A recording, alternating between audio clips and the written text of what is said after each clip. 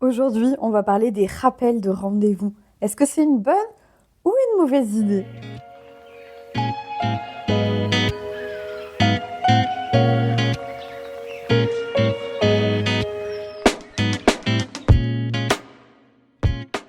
Je vous coupe quelques secondes avant l'épisode pour vous parler d'un webinaire gratuit sur l'endométriose que j'organise le jeudi 2 avril, de 20h à 21h. Pendant ce webinaire, je vais vous partager les 5 angles morts des accompagnements actuels. Les erreurs que beaucoup de professionnels font, souvent sans le savoir, dans la prise en charge de l'endométriose, et qui peuvent pourtant changer complètement l'évolution des patientes. Et c'est justement le genre de choses qu'on aborde encore très peu quand on se forme à l'endométriose.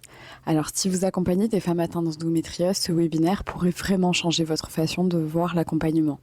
Et si tu n'es pas disponible le 2 avril, pas de problème, un replay sera envoyé à toutes les personnes inscrites. L'inscription est gratuite et vous trouverez le lien directement dans la bio. Allez, je vous laisse avec l'épisode du jour. Et bonjour! Donc, on se retrouve aujourd'hui dans un nouvel épisode qui m'a été inspiré par vous. Bon, un peu indirectement parce que c'est suite à l'une de mes stories sur Instagram où je partageais le fait que j'enchaînais pas mal de rendez-vous un jour bien précis, c'était un vendredi. Et en fait, je ne comprenais pas comment les gens faisaient pour oublier un rendez-vous avec tous les rappels rendez-vous que j'avais eus pour ce jour-là. Alors, pour mettre un tout petit peu dans le contexte, en fait, j'ai enchaîné ces rendez-vous-là donc la même journée. Il y avait 2 personnes, du coup, qui étaient sur une plateforme de rendez-vous bien connue et qui, du coup, envoient des rappels SMS, il me semble, par mail, j'ai eu, et aussi par SMS. Et ensuite, du coup, un 3e rendez-vous dans lequel la personne n'a absolument pas de rappel de rendez-vous, et donc je n'en ai pas eu pour ce 3e rendez-vous. Mais il faut aussi savoir que personnellement, en fait, moi, quand j'ai des rendez-vous comme ça, médicaux, des choses à encore moins oublier que d'autres choses, dans mon téléphone, donc qui est un iPhone, en fait, ce que je fais, c'est que je mets directement les rappels de rendez-vous. Je lui demande de me rappeler, du coup, je crois que c'est un jour avant et le matin même, ou 2 jours avant et le matin même. Ça dépend un peu en fonction de à quelle heure est le rendez-vous. Voilà, pour être sûr de pas du tout l'oublier. Normalement, à chaque fois, les rendez-vous sont notés sur mon téléphone. Ils sont notés dans mon agenda papier aussi, parce que tous les dimanches, en fait, je prends quelques instants pour juste noter dans mon agenda papier qu'est-ce que je vais avoir à faire dans la semaine, et ça me permet d'avoir une vue d'ensemble. Mais c'est vrai qu'en fait là, les rendez-vous dans le calendrier avec mes propres rappels, plus ceux de la plateforme en question, mais je me suis dit, mais comment font les gens pour oublier? Enfin, moi, presque, c'est presque trop. Je me suis presque dit à un moment donné, non mais stop, c'est bon, j'ai compris, je vais pas l'oublier le rendez-vous. Et en fait, j'avais partagé ça en story en disant, punaise, les gens, quand ils oublient comme ça, enfin, franchement, ils font vraiment exprès, c'est pas possible. Et donc, ça a enchaîné des débats avec vous. Et c'est ça que j'aime bien. Et finalement, je me suis dit, autant faire un épisode de podcast, pouvoir continuer à interagir.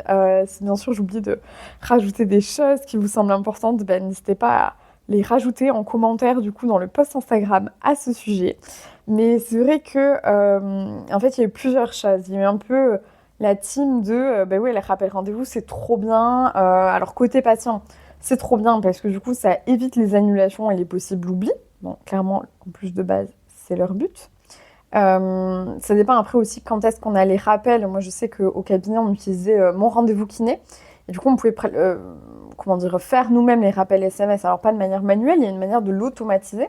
C'est pas très compliqué, il suffit juste d'avoir un numéro. Vous achetez moi un téléphone portable. Enfin, c'était un vieux téléphone que j'avais. Et j'achetais juste un numéro pour rien du tout. Je crois qu'il me coûtait 2-3 euros ce numéro-là. Et en fait, via l'iPhone, on peut automatiser du coup l'envoi de plein de messages. Et en fait, nous, ce qu'on avait fait, c'est je crois qu'ils avaient le rappel 2 jours avant. Ça, 2 jours avant le matin même. Et ensuite, le matin même du rendez-vous. Je trouve que le rappel 2 jours avant, il est sympa parce que si jamais les personnes, en fait, finalement, doivent annuler, moi, ça me laissait un peu le temps de potentiellement retrouver quelqu'un et de recombler le rendez-vous. Et en fait, dans tous les cas, c'était noté qu'il fallait de suite qu'ils appellent s'ils n'étaient pas disponibles. Et par contre, le rendez-vous le jour J, là, il y avait vraiment écrit que le rendez-vous n'est plus annulable. Enfin, c'est pas possible. Parce que je peux pas retrouver quelqu'un comme ça en last minute. Hein. Au bout d'un moment, les gens se rendent pas compte, mais c'est un peu compliqué. Et en fait, bon voilà, enfin, je trouve ça quand même intéressant, les rappels rendez-vous. Parce que ça peut arriver d'oublier. Et justement, c'est ce qui m'a été dit dans le commentaire et par message privé. C'était non mais Maïté, moi avant j'étais persuadée que c'était impossible d'oublier les rendez-vous. Et puis finalement, je suis tombée enceinte et en postpartum avec les enfants et tout, clairement, c'est déjà arrivé. Et ça, je peux complètement l'entendre. Moi, je sais que, encore une fois, au cabinet, je ne réagissais pas du tout pareil quand c'était une patiente qui m'annulait, une patiente un peu lambda, qu'une jeune maman en postpartum. Où tu sais très bien qu'en fait elle dort pas parce que c'est compliqué ou autre, forcément comment dire, mon seuil de tolérance n'est pas tout à fait le même. Et de toute façon, souvent je disais aux mamans en postpartum, je disais, est-ce que vous voulez vraiment des rendez-vous aussi le matin, des fois profitez-en pour dormir. Donc on essaie de trouver un peu les créneaux qui les arrangeaient le plus.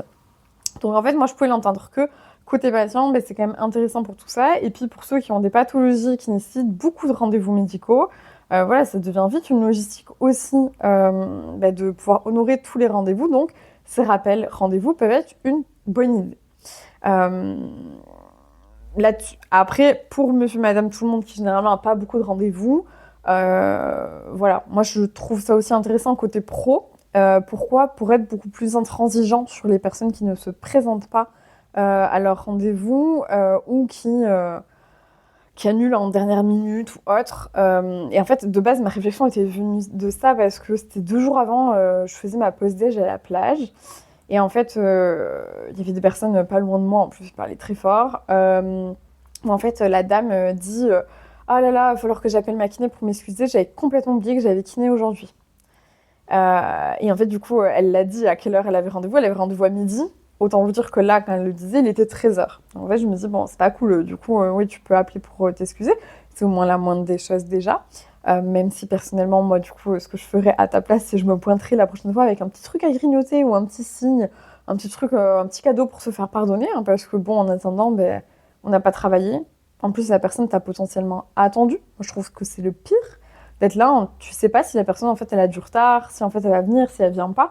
Donc en fait, tu ne peux pas utiliser ce temps-là. Tu es là juste en train d'attendre. À la limite, tu fais un peu de compta, mais tu fais de la compta où tu sais que potentiellement tu peux être dérangé à tout moment. Donc c'est vraiment très chiant. C'est pas comme si elle avait été prévenue en amont qu'en fait, tu avais décidé d'aller à la plage parce qu'il y avait le retour du soleil. Et je suis d'accord qu'on l'attendait tous, ce retour du soleil. Mais quand même, bizarrement, les oublis sont beaucoup plus fréquents quand il y a le retour du soleil. Quand c'est les vacances scolaires, quand il y a des jours fériés ou quand c'est les soldes. Bizarrement, moi en tout cas, je m'en rendais vachement compte. En tout cas, à une époque. Parce qu'après, j'ai la blacklist extrêmement facile, moi, pour les personnes qui... Enfin, mec, je dérive. Je vais revenir dans mon droit chemin et après, je vais parler de tout ça.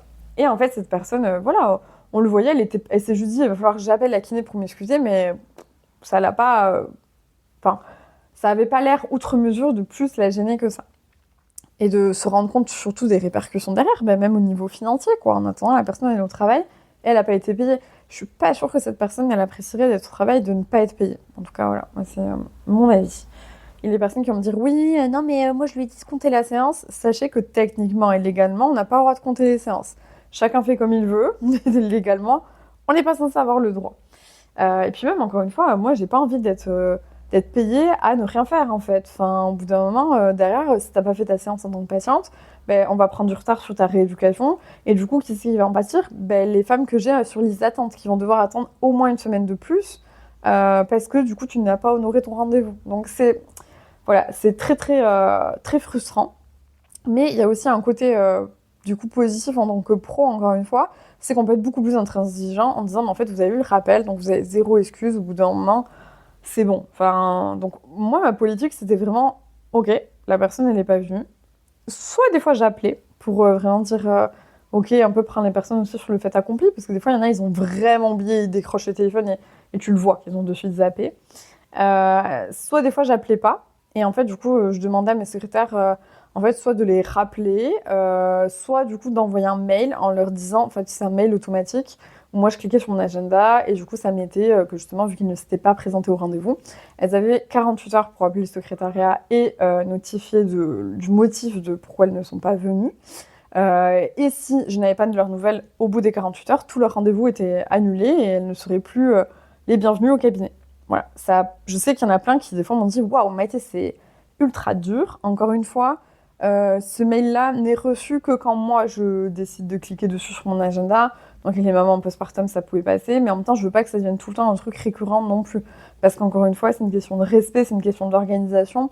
Et je l'ai déjà dit à certaines mamans en postpartum, si là, actuellement, c'est pas le moment et que vous êtes sous l'eau, c'est pas grave, ça peut attendre plus tard aussi. Faut aussi reconnaître quand ce n'est pas le moment de se lancer dans certaines choses et qu'on ne peut pas s'investir au niveau temps. C'est ok, c'est pas un échec, au contraire, c'est preuve d'intelligence selon moi. Désolée, je crois que vous aurez entendu la moto qui est passée juste en bas. Voilà. Donc, bon, moi je trouve que les rappels sont cool quand on les a en tant que pro là-dessus.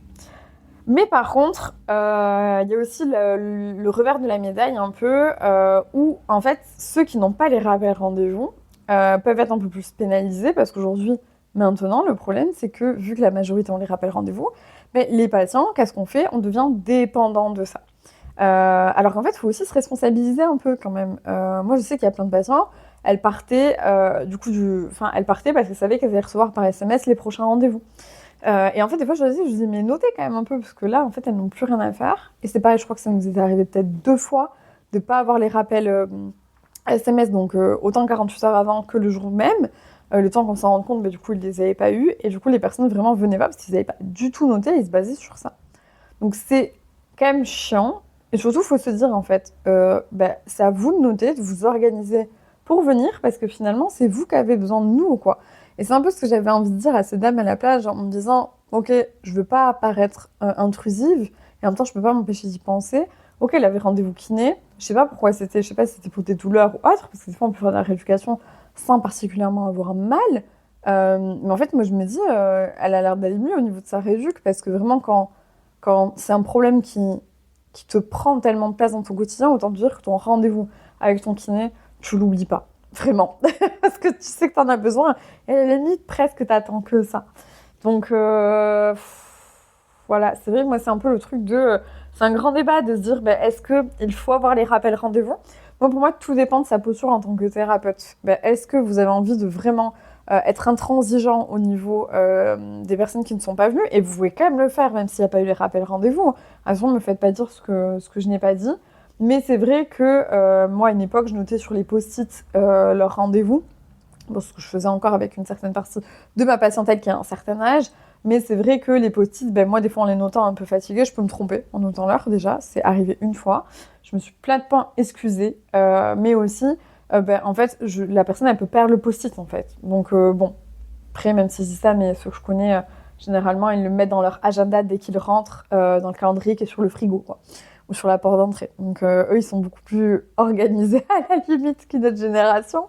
Mais c'est vrai que c'est un peu aux patients aussi de bien noter, quoi. Et en même temps, les rappels rendez-vous, moi personnellement, ça m'a vraiment permis en tant que patiente. Là, j'ai énormément de rendez-vous. Déjà médicaux classiques, mais aussi, je l'ai déjà dit dans un autre épisode, parce que là en ce moment, je fais un traitement au niveau de mes dents, donc j'ai des gouttières. D'ailleurs, j'hésite, je ne sais pas si ça pourrait vous intéresser, mais je sais qu'il y en a pas mal qui se posent la question de le faire ou pas, ou en tout cas, il y en a qui cherchent des retours d'expérience. Je suis vraiment en débat avec moi-même de est-ce que je vous fais un épisode de podcast là-dessus, parce que je suis encore loin d'avoir terminé. Donc je ne sais pas si je le fais dès que j'ai terminé ou si je le fais dès maintenant. En tout cas, voilà, je vois mon dentiste tous les 15 jours. Tous les 15 jours, en sachant qu'on essaie de fixer les rendez-vous très à l'avance, parce que moi, comme je l'ai dit, ok, je suis à mon compte, je peux m'organiser, mais j'ai quand même besoin d'avoir une visibilité quand même minimum un mois à l'avance. Et en fait, c'est tout bête, mais mon dentiste, des fois, vu que c'est quelque chose, là, ce rendez-vous-là, qui lui prend pas beaucoup de temps, en fait, il me cale quelque part entre des rendez-vous. Donc, en fait, des fois, j'ai rendez-vous à 13h30, mais des fois, c'est 13h40, des fois, c'est 12h50, des fois, c'est... Enfin, vous voyez, ça se joue à des petits trucs comme ça. Et en fait, le gros problème sur iPhone, enfin, je sais pas si vous c'est le cas, c'est que des fois, si je fais pas gaffe, si je note rendez-vous dentiste, il a tendance à me remettre la même heure que la dernière fois. Et donc, en fait, c'est à moi de vraiment vérifier que j'ai bien noté. Et ça m'était arrivé une fois où en fait je me suis pointée, j'ai failli me pointer du coup à 13h30 alors que j'avais rendez-vous à 13h40. Bon là vous me direz c'est rien, c'est 10 minutes, hein. Je suis d'accord, mais le pire c'est que j'allais vraiment me speeder parce que je me suis dit mais pourquoi j'ai pris rendez-vous à 13h30? En fait là niveau timing c'est un peu juste. Faut pas que j'ai beaucoup de monde sur la route quand même. Et en fait heureusement il y avait le rappel SMS. Alors lui avec mon dentiste c'est qu'une fois, normalement de mémoire. Et en fait, là, j'ai vite vu sur le rappel SMS que c'était 13h40 et j'ai dit, ouais, je me suis plantée. Bon, ce que j'ai fait, c'est que j'y étais quand même à 35, on sait jamais. Mais j'ai vu en arrivant avec son assistante que c'était large bon. Donc, je dis, ah oui, j'avais bien rendez-vous à 40 et pas à 35.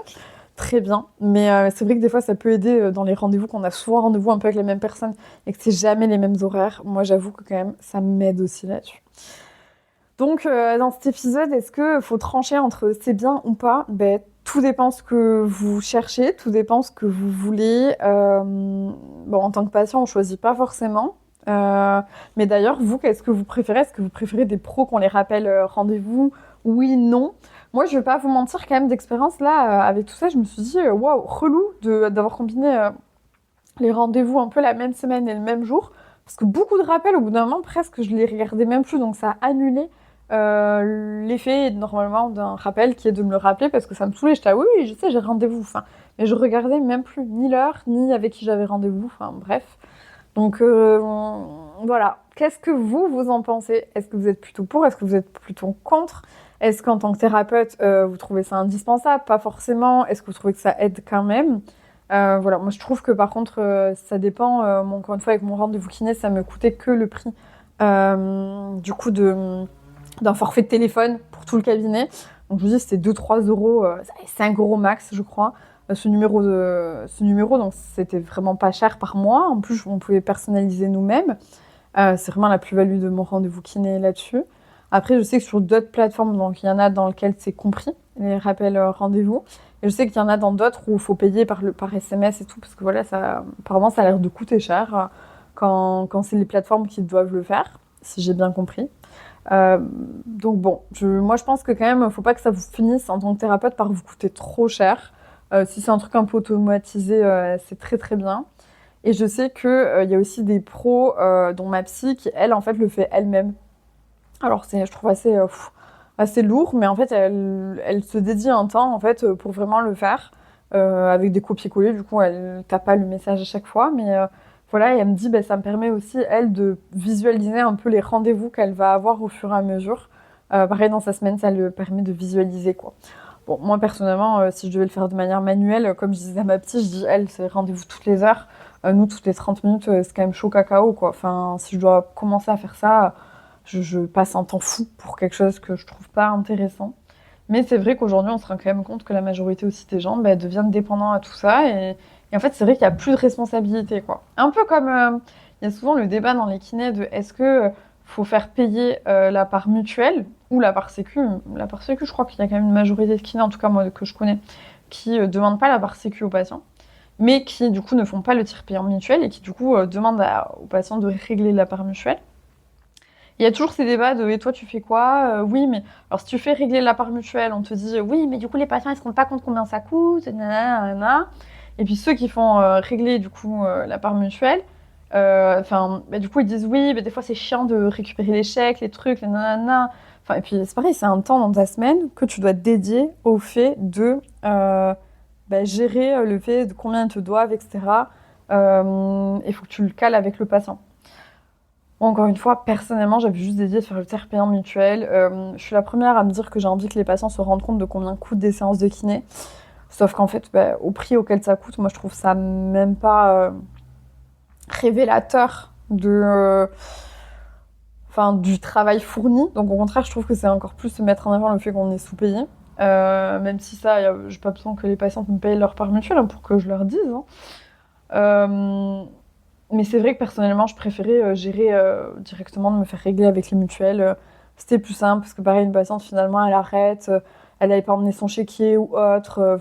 Je trouve que c'est vite galère de lui demander de repasser. Moi, il faut que je me note, de le relancer. Enfin, pour moi, ça me faisait une charge mentale qui était énorme, que je n'avais pas envie de porter, qui était plus simple en faisant en leur demandant directement leur carte mutuelle, sous couvert que, bien sûr, ils ne changent pas de mutuelle en cours de traitement, ou alors qu'ils pensent à nous le dire, et qu'ils ne fassent pas une fausse carte de mutuelle, comme ce qui m'est déjà arrivé.